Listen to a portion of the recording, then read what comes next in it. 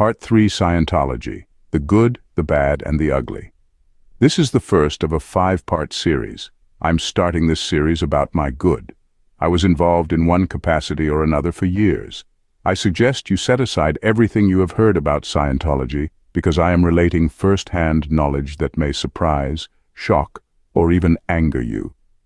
I may also amaze you with the spiritual knowledge available in the writings of L. Ron Hubbard, or Ron, as he is referred to by his followers. Much of what I learned in my early days gave me a tremendous boost in my advancement on the path of truth.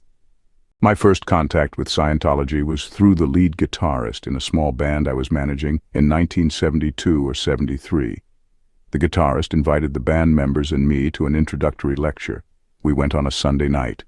At the lecture, I was immediately intrigued by the presentation of the parts of man as spirit, mind, and body.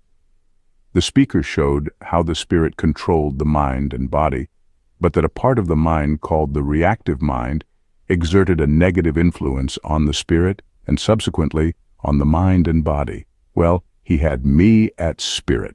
If they had more to teach about the spirit, I was all in. At the end of the lecture, the hosts recommended the book Dianetics, The Modern Science of Mental Health, for $2. The pianist, my roommate, had $2 and bought the book. He was a slow reader, so I took it away from him and finished it in one day. If I thought I was going to advance my spiritual knowledge by reading it, I was disappointed.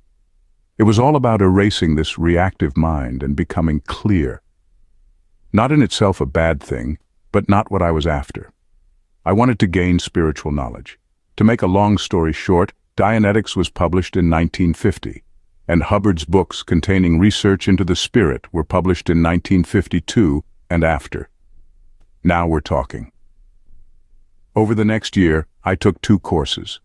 One called the Communication Course for $25, and the next was the Apprentice Scientologist course for $125.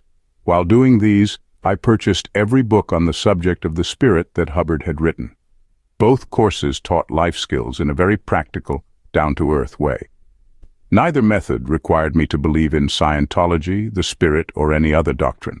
At the end portion of the second course, the student and a partner on the course did some simple exercises together designed to improve your ability to interact with people and life. Doing the courses 9 to 12 hours a week typically took a year or more to complete both. They were challenging courses, or perhaps better described as thorough. The following year, I joined the staff and was trained to supervise these courses. Courses were done at one's own pace with a partner. My job was to help students understand and fully complete each checklist section. I also helped ensure they got the benefit of each exercise and understood each lesson.